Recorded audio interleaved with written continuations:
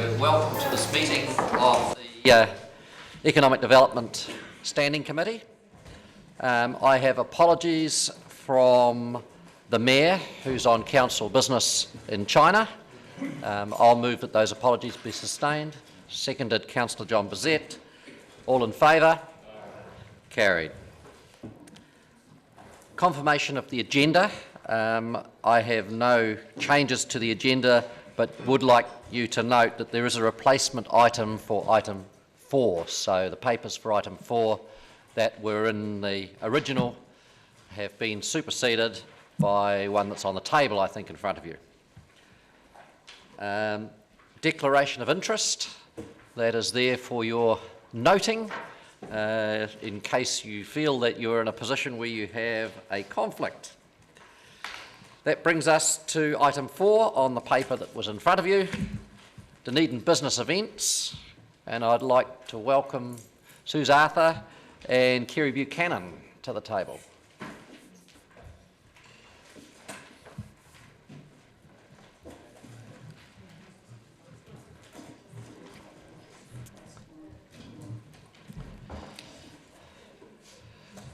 Welcome, Suze. Welcome, Kerry. Would you like to speak to your paper? Thank you.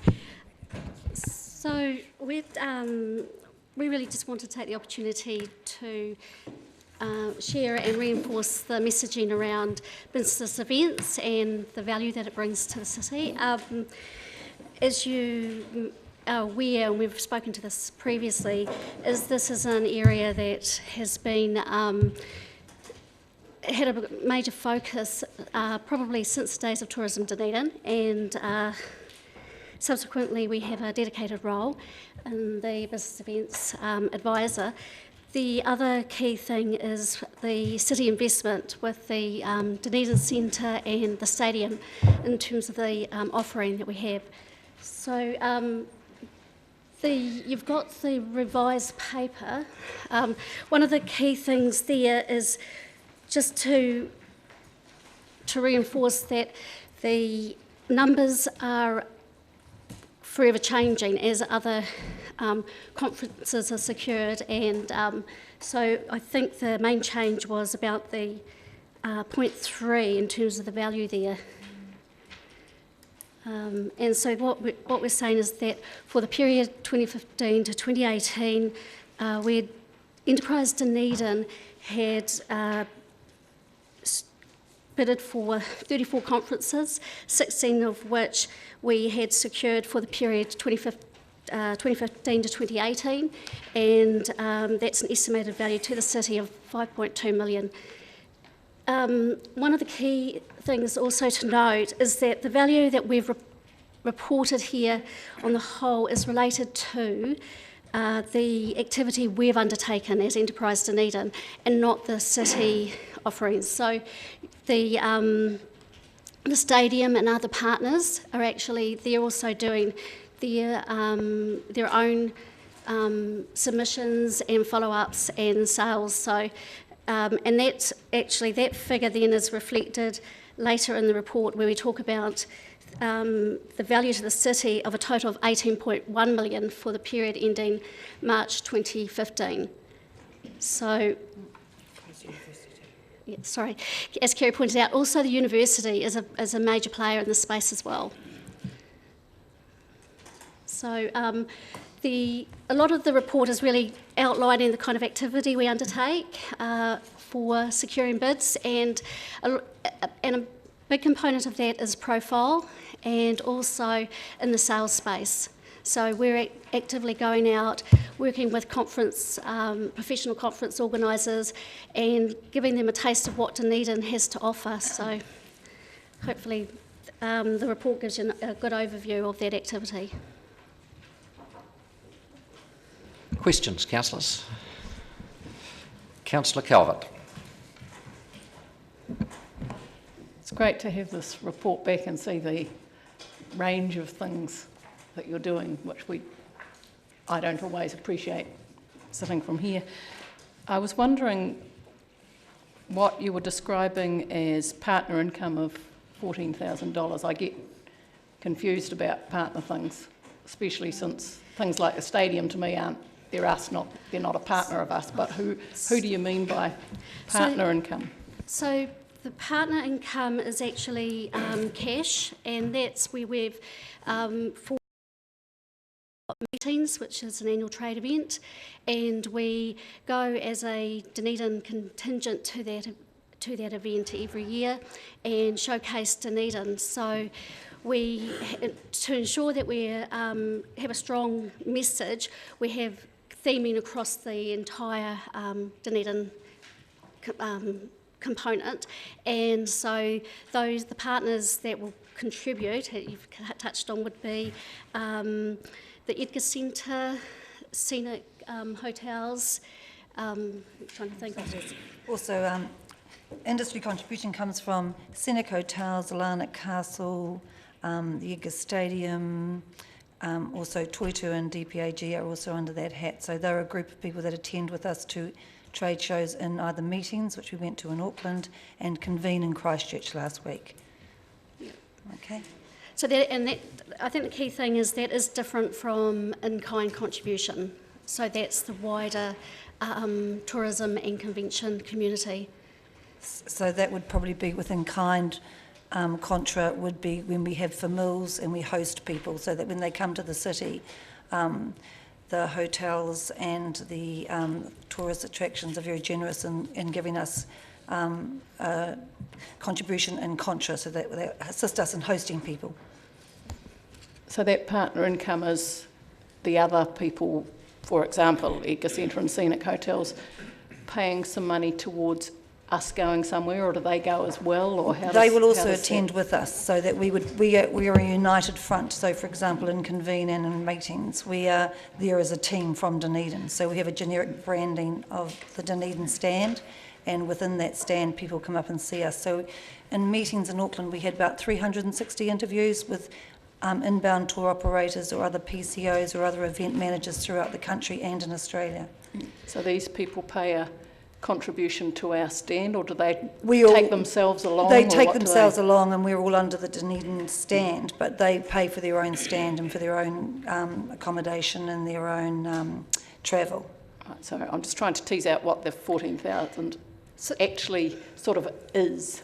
So the 14,000 is so they've paid for their own registration, accommodation, flights, and so forth. But then to be part of the Dunedin contingent, we will theme our event, and that's contribution to that. But that does. So we're talking about 3 different events there that 14,000 covers, which was meetings, Convene South, and also representation in Australia. We attended a PCO association conference, and partners gave contribution towards us attending that event.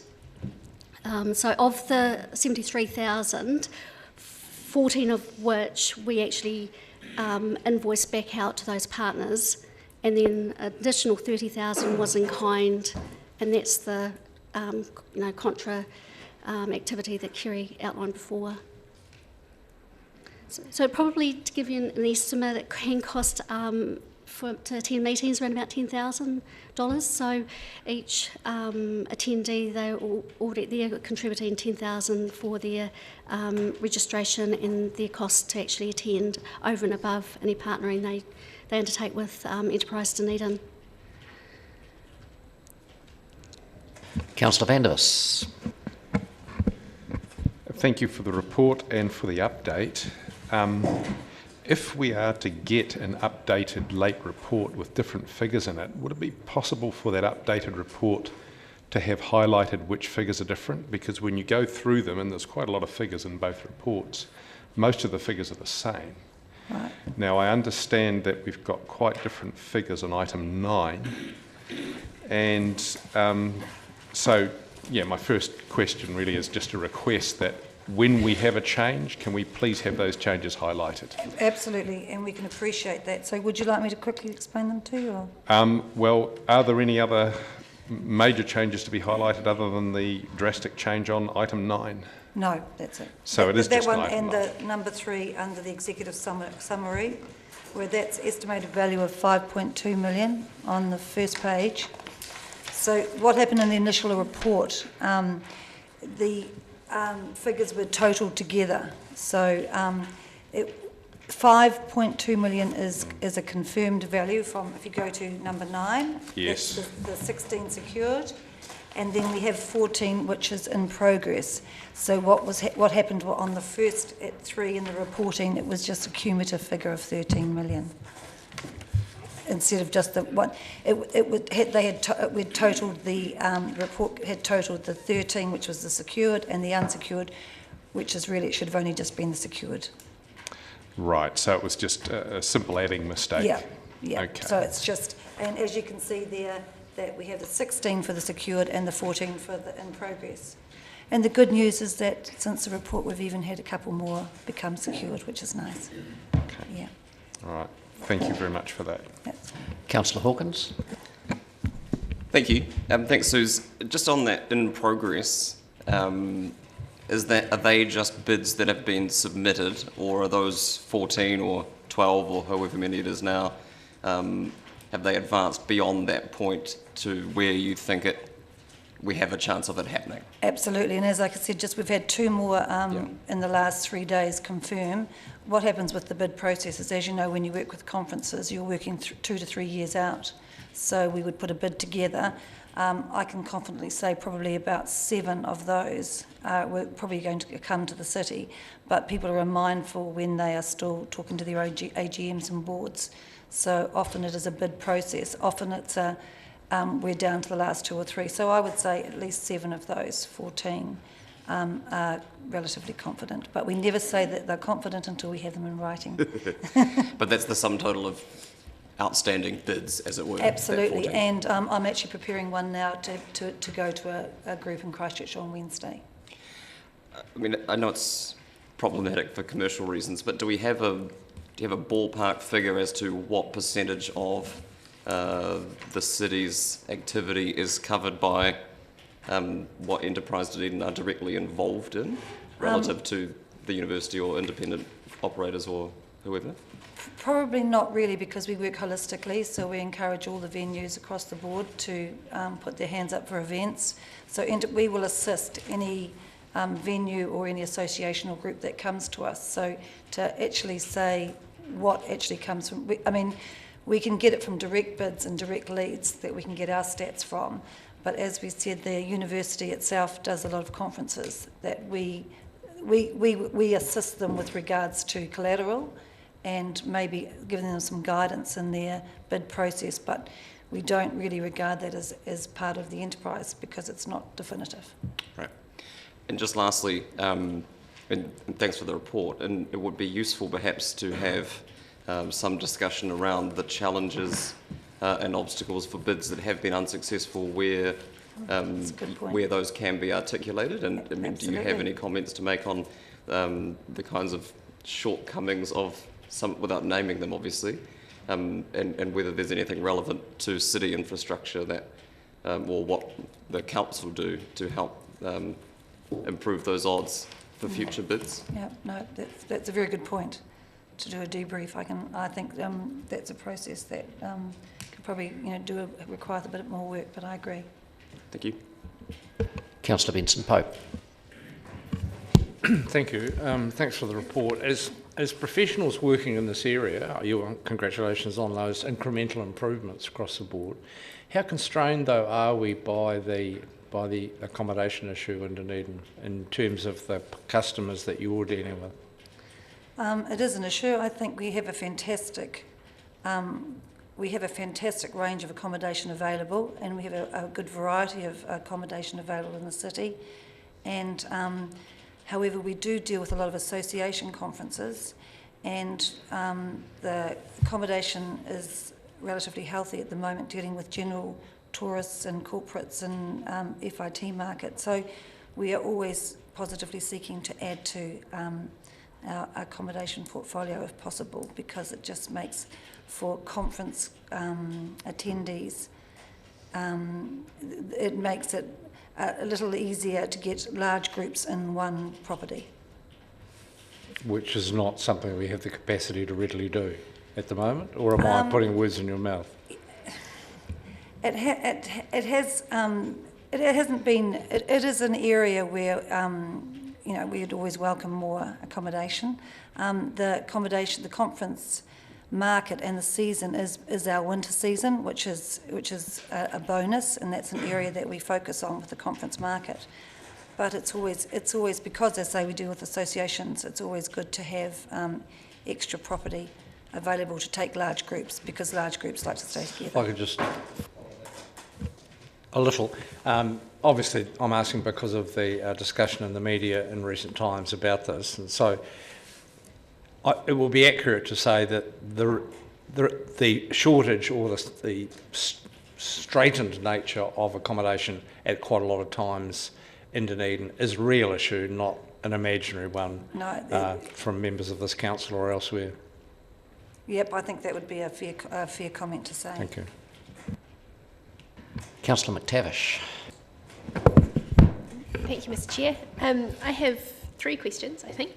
The first is, firstly, very positive trends, and I wondered, in the work that you're doing to actively attract these conferences, is it the case that these 32, you're effectively picking the ones that are most likely to choose Dunedin, and it may be a case of diminishing returns over time, given that they probably won't return here for their next AGM or their next association conference, and there may be the range that you have available to you is perhaps smaller, given that you've approached a lot in the first year, or is it the case that there are a fairly unlimited pool of different organisations and conferences that may see Dunedin as a valuable destination?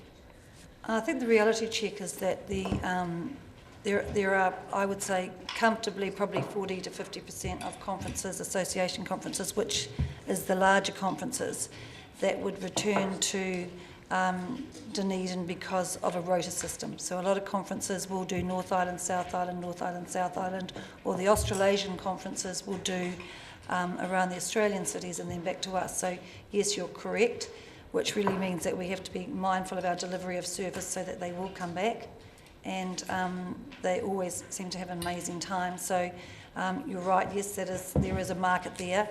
And then there's another market which we are always looking at is for the corporate market as well, which might be a smaller group but might have higher yields for the city. So we are focused on what groups we do chase, so that we are mindful of the return.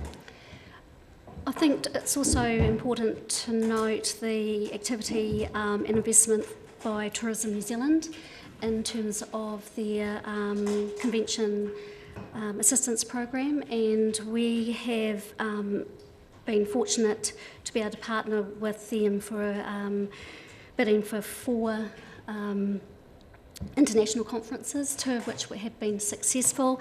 One was they supported our Dunedin's bid, and we were one of 3 finalists for the Women in Travel Summit, and one of our team travelled to Boston for that, and ironically the reason why, and the delegates voted, the reason why we went high, we didn't win on that occasion, is because a lot of those people don't have passports.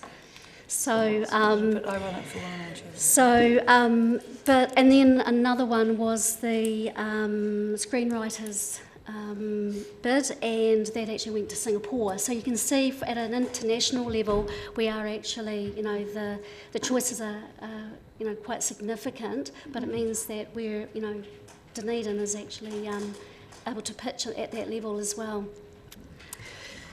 The other activity we've actually undertaken in the last 15 months, we've been investing in working with Australia as well, and starting to build a profile in the Australian market, and Kerry sort of covered that off around, so we're actually widening, broadening our pitch options in terms of bidding. Which segues nicely to my next question, and that is just around, for a lot of organisations or people that are travelling here, I guess a lot of them would need to fly, and there's a cost associated with that in financial terms, but there's also a carbon equation to that, an emissions equation.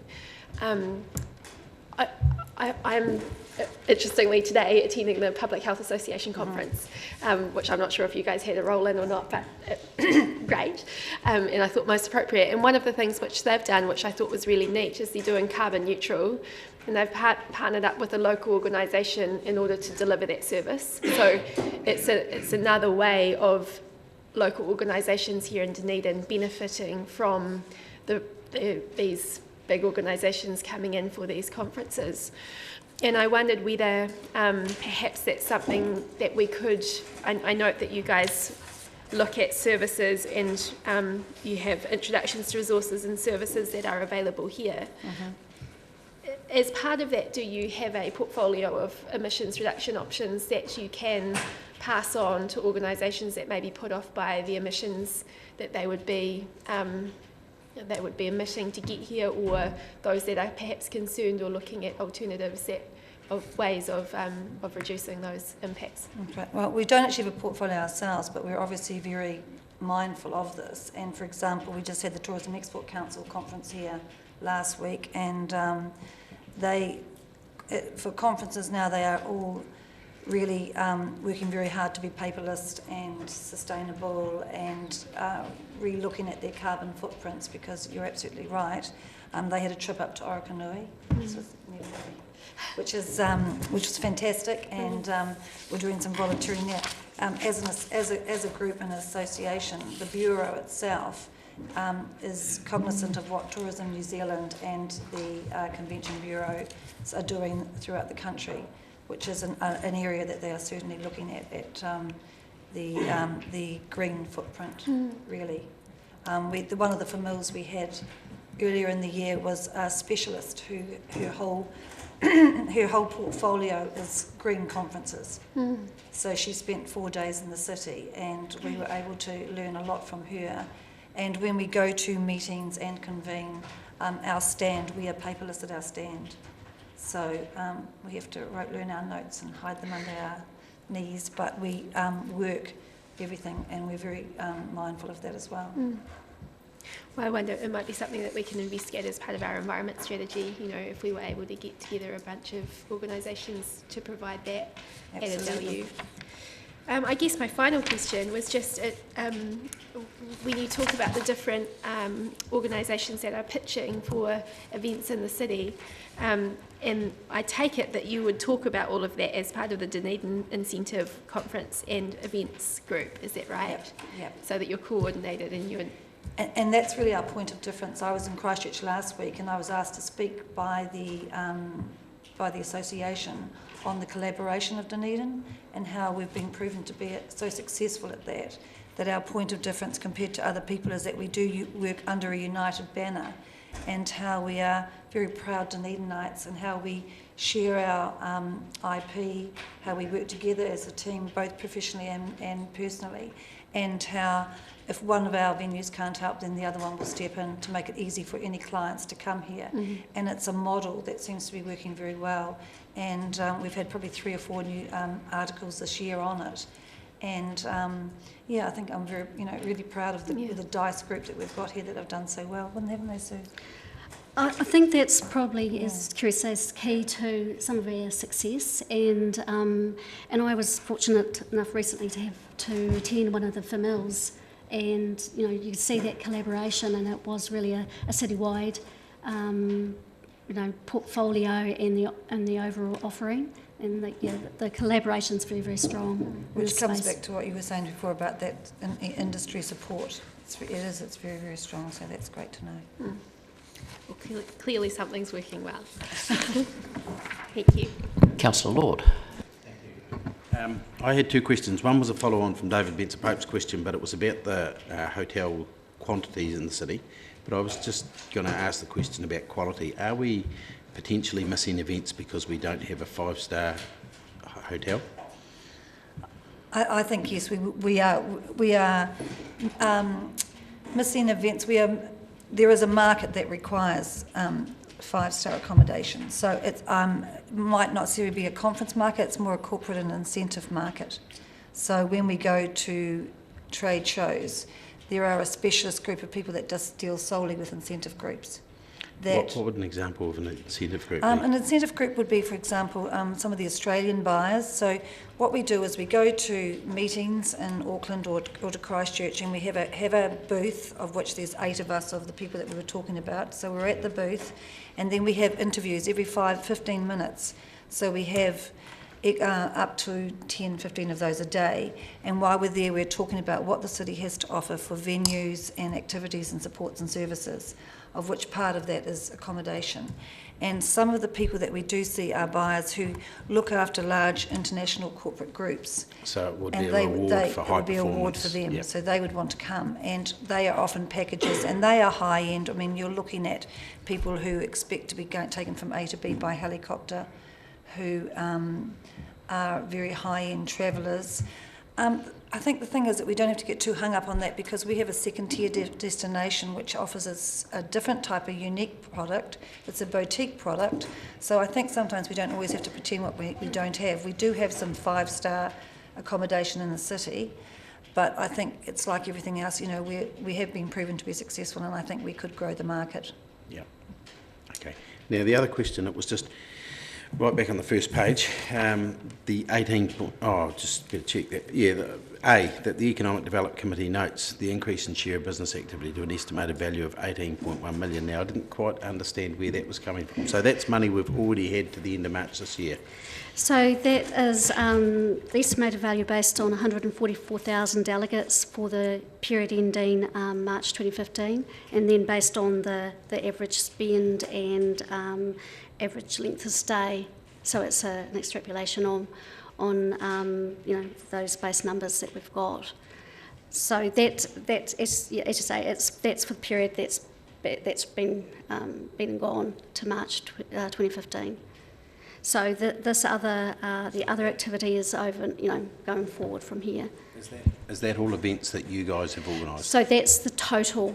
So that's for, conferences. yeah. So that's across the entire, you know, the entire inventory, including you know, the university and all the other partners. Yep. So these stats don't come from us; they come from MIBE. So they provide the stats, which is the Convention Association, the Convention Activity Survey, and then the Convention Delegate Survey. So these are stats that are taken from them. Councillor Bazette. Asked my question with regards to the 18.1 million. I think, Susie, it would be good in future if you could give us a breakdown on that and how you arrived at that figure, because I puzzled over that as well, thinking, you know, where does that come from? Yeah. But it would be helpful if you had a little bit of background on that, so we could see, you know, the synopsis of how it's made up. Perfect. Councillor Vandevers. On number 4, on background, it talks about average delegate spend per day, and you've just said that these are MIBE figures. Does the $482 domestic average delegate spend, does that include travel to Dunedin, for instance? It does, and I'm glad you asked that question, because we spent the morning clarifying that, but it does include domestic airfares and any other activity that they might spend before they come to the city. So if you're looking at, for example, a academic conference where they might spend money on printing and publicity and abstracts and proceedings, which are all printed here in the city, and they would use the city's graphic artists and layouts and the printing houses that are here in the city before they come. So all of that is included. Right, so this $482, it may be that half of it isn't even spent in Dunedin, it may be spent elsewhere. For instance, with travel companies, airlines, etc. Yeah, I'm not sure about that. I mean, I don't know. I can check that out for you. I'm just looking at, you know, having been lucky enough to accompany my wife, who regularly is a keynote speaker at conferences all over the world. She doesn't spend anything like this, and I don't think that she's typically or atypically mean. No. Yeah, not like her husband. I go along to carry her bags. But this claim spend from MIBE would seem to me to be, having done a lot of conference work, both as a supplier of sound and lighting systems to conferences, and also having been to a lot of conferences all over the world, this seems to me to be something of an inflated and self-serving figure. It's actually, there are actually other figures that are banded this morning that we checked that are higher than that, and but the figure is the daily spend for conferences, which would really cover accommodation, travel, the catering, the food, the publicity, the printing, the trade setup, the retail spend, and it's a result of there has been a change of data set, but prior to that, a lot of the work has been done with delegate surveys on when they are in the city. So it is historical information that has been going for about 10 or 15 years. So that's the figure that most convention bureaus would use. Right, I understand the convention people would use that figure, and I can understand why. But in terms of what's actually useful for us, knowing what spending here is, and perhaps channeling Calvin Oaten, his claim is that the figures are much more like half of that in terms of what's actually spent in Dunedin. Do you think that that's possible or reasonable, or do you think that might be more relevant? I think that would be very dangerous. I think it would be quite difficult because, for example, if you've got someone staying in the city here for 3 nights and they're paying on average $200 a night accommodation and they're spending probably $120 a day on catering and food, then each conference can be quite different with regard to their publicity and their printing and where they stand. So we would feel far more confident by using Tourism New Zealand's and CAS reporting data than our own. Okay. Thank you. That's okay. Councillor Thompson.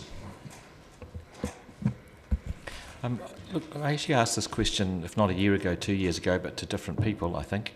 And it's around I'm not quite sure whether they come into your corporate organisers market or not, but it's around the companies that promote, I get them all the time as a retailer. It's, come and learn 50 different ways to fleece your customer, and Mike probably gets exhorted to come to Sky City and learn 10 new ways to milk a cow. Yeah. But there's a huge market there which is around creating a reason and then selling that reason.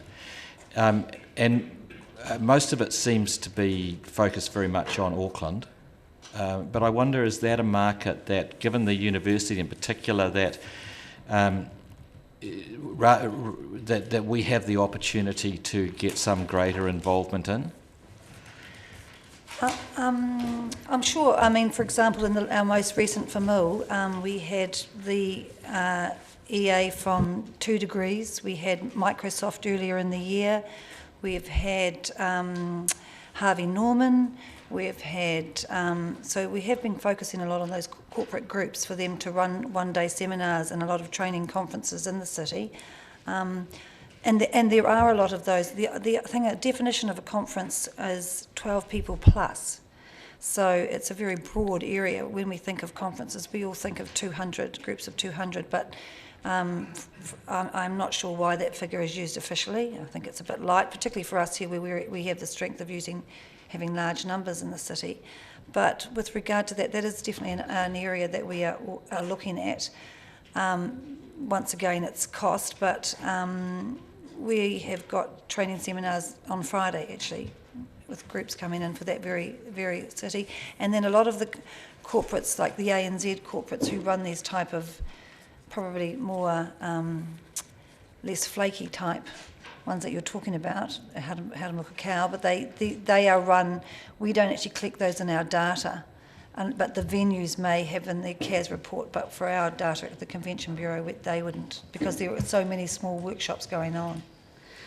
The reason I ask is that it seems to me that there's a huge resource in the city that won't necessarily think in terms of promoting itself as a reason to come. It might do so in the context of an AGM or an annual conference or whatever, but if you have an area of specialist expertise, particularly as we do in the university, it asking itself the question, what is it that we could sell as a reason to come here, is perhaps not one that will necessarily be thought of by those groups. So whether it's a zoology department saying, well, you know, if we've got a couple of people in this department, I'm making this up now because I don't know anything about zoology department, but if we've got a couple of people here who are internationally renowned, and can we build a reason to come around aspects that they are doing? And it might only be a 20 or 30 person conference, but it's one that those people themselves might not have considered turning into an event. I agree. I mean, I do a lot of academic conferences myself. Sometimes it comes up to funding. I mean, a lot of times if they get key speakers out and their access to other scholarships, the university itself has to offer a public forum where they are generally free of charge. So, I mean, I know you're talking about a specialist group. That would be something that I'm not sure, I couldn't speak for the university on how they would look at that commercially.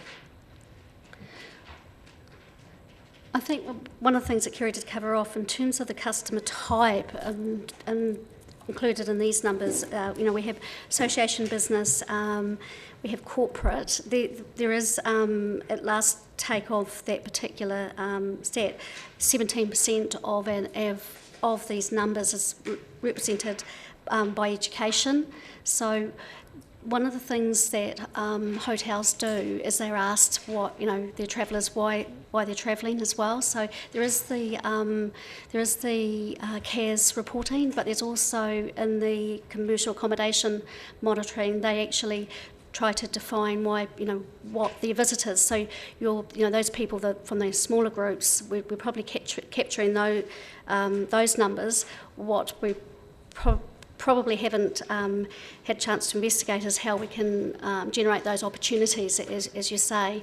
So, and it is, it does become a bit of a specialist area if you start getting into that university space, but it's certainly something we can investigate further.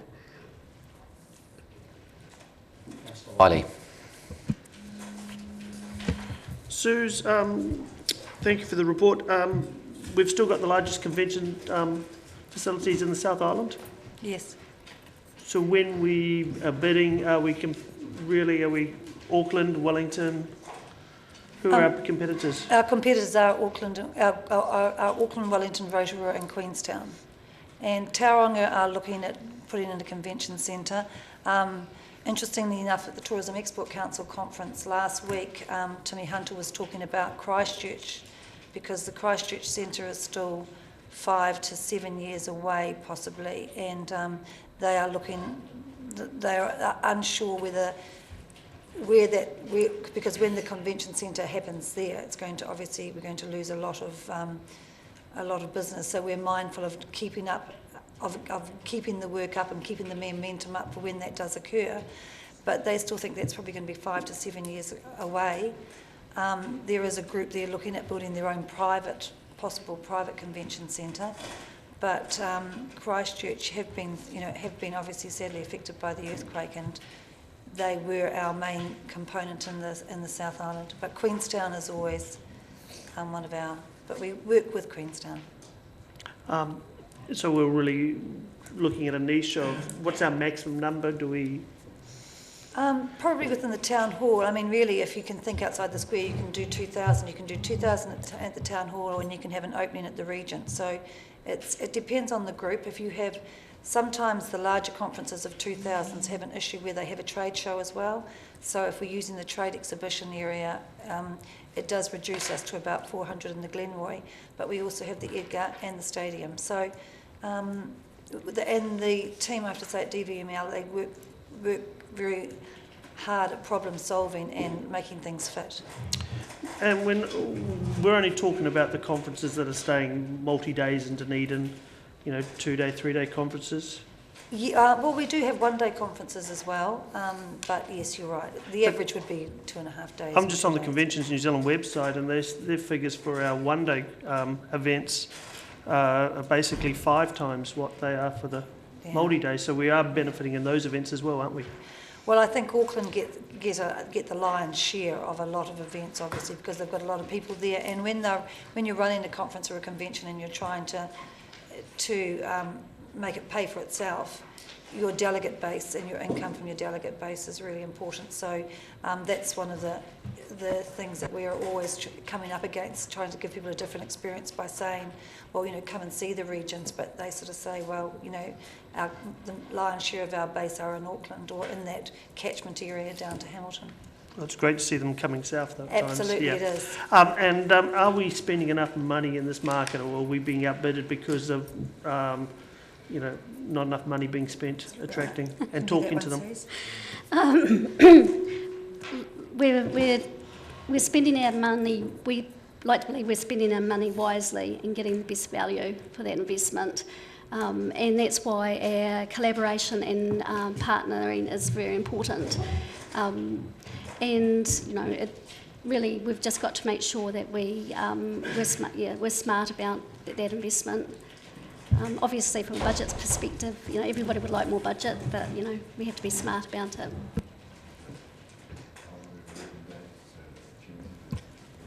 So moved by Councillor Bizet, seconded by Councillor Wiley. Is there any discussion? Councillor McTavish. Well, just only to say that I think it's a really good news story in terms of what you guys have been achieving, and I think we should be looking at how we can add value to that by making the links with other strategies, and that's a takeaway that I'm taking away. So thank you. Councillor Wiley. I think it should be noted that the in-kind that our tourism activities around the city contribute to this, and $30,000 and in other ways in promoting the city is really valuable for our events going forward. From my part, thank you for your hard work. There was a time when I ended up parking in the car park in Harrop Street and there wasn't much going on in the Dunedin centre, and it seems now pretty much every day I arrive there's people around there with a tag on, so there's something going on in that facility. So keep up the good work. Right of reply, Councillor Bizet. Okay. In that case, I'll put it. All those in favour? Against? Carried. So that brings us on to the Co-Starters program. Well, welcome to the table, Des Adamson.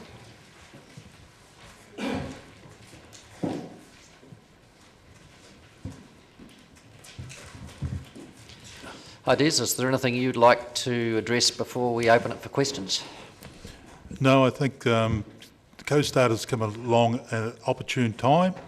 It's not funded by council, but it's come along and it fills a nice gap in the startup space. So, questions, councillors?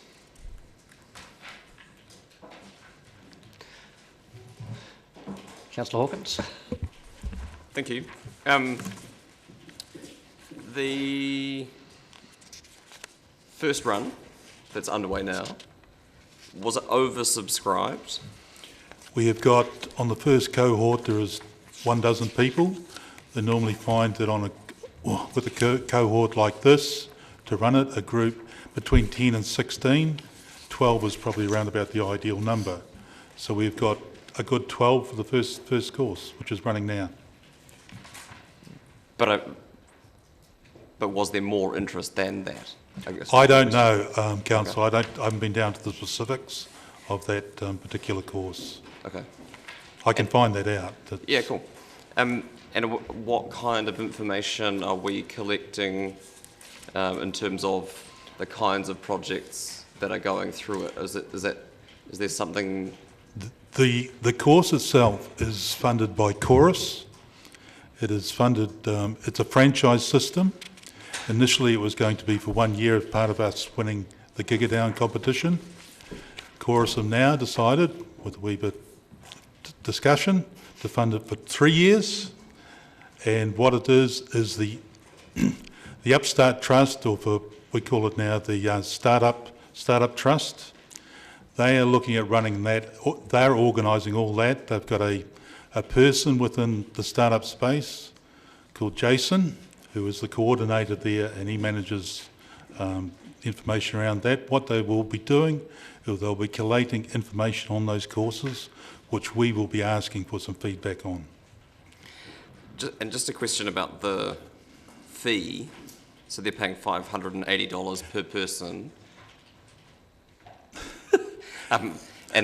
which is subsidised obviously by the support that we have. And there is an argument obviously that if you don't have that amount of money, then your business idea probably won't go far anyway. But not everyone pays $500 for the course. It gives the course coordinator, they've got some ability to talk with the people coming in and find out where they are, where they sit, so they can adjust fees accordingly.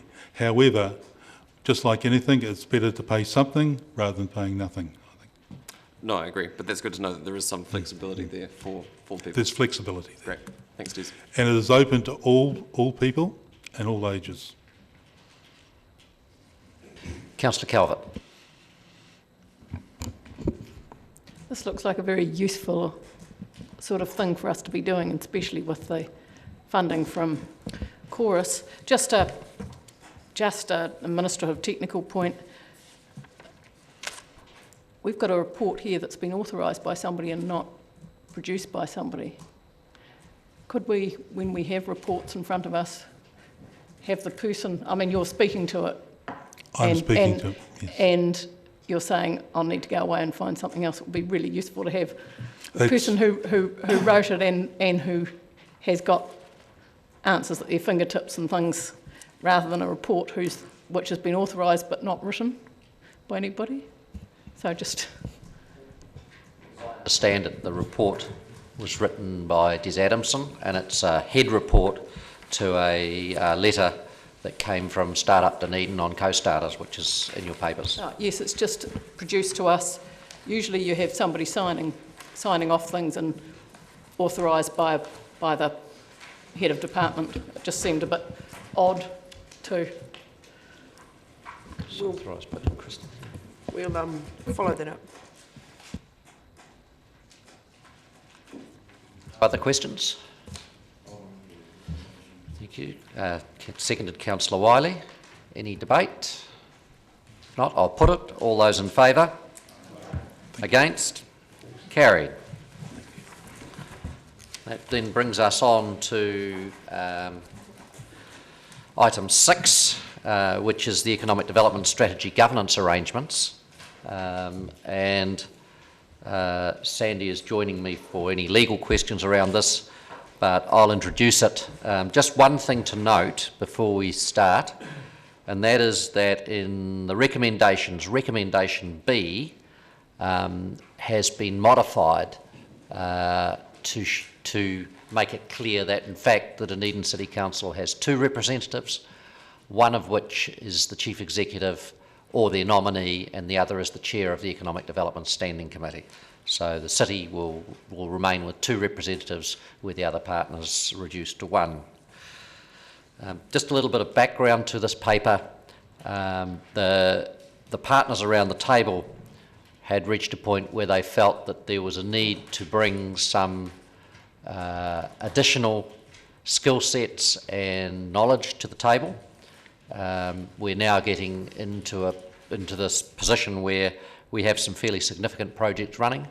There are other projects that are in the wings for funding, and we felt that it was at the right time to look for other members in the community who have skill sets who would and the passion to help drive Dunedin's economy, to join the group and be part of that governance group. So this paper is addressing that. So questions? Councillor Hawkins. Thank you, Mr. Chairman. Just firstly, I'd love to see the Energy Leaders Accord, but I don't know if I have. So C in the recommendations relates to what? The Energy Leaders Accord is part of the energy plan and is I think... Oh, I'm broadly aware of what it is. I just don't know if we can note it as part of this. Actually noting it. It's 6. It does seem to be a different in the agenda. It's not on. It's actually not the recommendation. No. Sorry. But it is. If you don't know what it is, it's a proposed group of high energy users in the city in an accord to work together in terms of improving energy usage or reducing carbon footprint. Indeed, and I look forward to seeing it. And it's a useful segue, I guess, to my next question, and that's around the timeframes that we've given, and the recommendation on the papers is that this will be delivered in time to be considered by Council in February 2016. The energy plan work that the Leaders Accord is part of has been going on for years now, and I wonder, given the backlog of outstanding policy work, whether this is a realistic time frame, and if this time frame is going to be met, what is going to be deprioritised to allow that to happen? This terms of reference work falls to a slightly different team of staff, and so we've had a look at it and are confident that we can meet the February 2016 deadline for this piece of work. And confident that no other work will be pushed further back as a result of that? Not on our work programme. I think you can be reasonably confident that the partners around the table at the moment want to get on, and terms of reference is necessary in order for some of these changes to happen. So if there isn't the horsepower to do it internally, then we will probably look for assistance outside. The main aim for us from a Grow Dunedin partnership point of view is to get to the point where we can advertise the opportunity for others to join the group and to get those people appointed so that we've got a strong team in place for the projects that are coming up. Yeah, and I am broadly supportive of expanding that membership. I wonder if there is a third option though, which would be to develop the terms of reference and adopt them alongside the governance review, because at the moment we're being asked to approve a governance arrangement for a group that doesn't have a terms of reference, and I wonder whether that is, process-wise, the best way of doing that. To be fair, there is probably quite a lot of work already done on the terms of reference, and I don't, from my point of view, I would like to see the terms of reference at the next council, so next Economic Development Standing Committee and Council. We need to get it done and get it out of the way so that we can get on. So I don't think it's going to delay things, and I think they will run. Like once we've got a terms of reference through the first stage, which is to get it back to this committee, then I think we're probably at a point where we can start to advertise and seek expressions of interest. Okay, thanks. Councillor Calvert.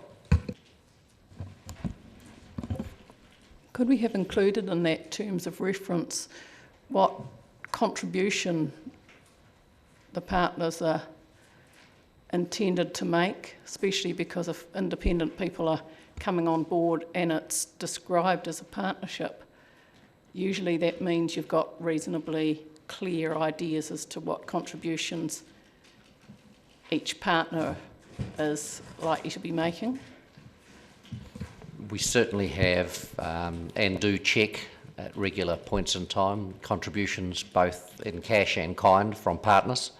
We're not expecting independent people who put their names forward to this group to necessarily be coming to the table to bring money. We're expecting them to come for no fee and bring their skill set to help in the development and governance of projects. Yes, no, I wasn't meaning that they should all be expected to do anything but be part of a group that's helping, that's supporting the partnership, but the expectations of the partners, whether they are intended to be equal, whether it's intended to be the sort of partnership that people make equal contributions to, or that each project decides before the project starts what contributions each partner will make, or how the whole formulation of how the contribution system works, because usually with a partnership you would know in advance the contributions partners were making either to the overall project or how it works? The current partnership, there are no rules that says a partner must contribute. The partnership is one where the members who are the partners have, of their own volition, added value to the ratepayer funding that goes into it. So we've reported on this before. If I haven't got those figures with me, but we get a reasonably good matching funding currently from partners and organisations that are associated with Sorry, it. the question was, could the terms of reference include the expectations of that in the future? Not what's currently happening, but could they be included in the future as a plan rather than just it happens as it happens, sort of? They could be, provided the governance groups, the governance bodies of those partners are prepared to agree to that. Councillor Thompson. We're being asked here to approve the appointment of independent members, i.e. members who have nothing to do with the partners. That's the only thing we're being asked to do here, is it not? It's the second one. Oh, okay. It's the second one I was talking about. All right, sorry. The term, I've noted that down, and we'll draft a terms of reference, and ultimately we'll come back here for the councillors as one of the partners to determine. So we'll bring it back and can have the debate at that time. Councillor Wilson. I've been caught out a couple of times recently on committees or potentially caught out by the lack of us appointing alternates. And I'm just wondering if this is an opportunity to noting your as chair, but whether you should have an alternate, being one of your deputies. We've set up a working party on the aquatic services, and we didn't have an alternate sorted. And again, at a couple of hearings panels, we've started adding alternates just for that situation where someone isn't available for any reason. And I think it would be sad if the Borough of Dunedin couldn't attend for being away or whatever, that we couldn't have a councillor there. And I'm just wondering whether that would be suitable. I guess it can be. At the moment, we have an alternate effectively in the chief executives for each organisation. They are entitled to be there even if they do have a nominee.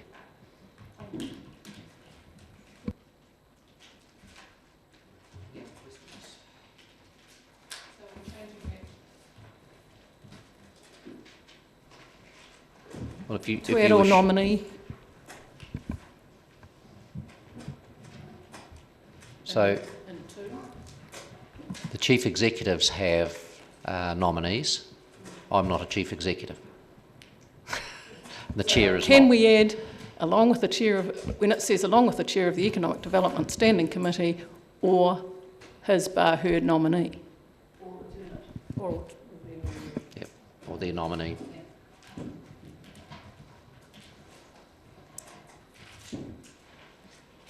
Yep.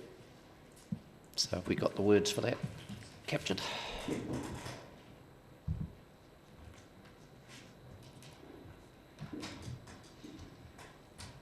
That meet your requirements? Yes, although I wouldn't usually have put there since it's one person. Or nominee. Or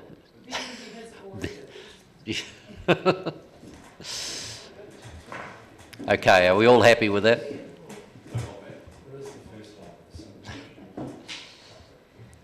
So is someone... I'm tempted to move it very quickly.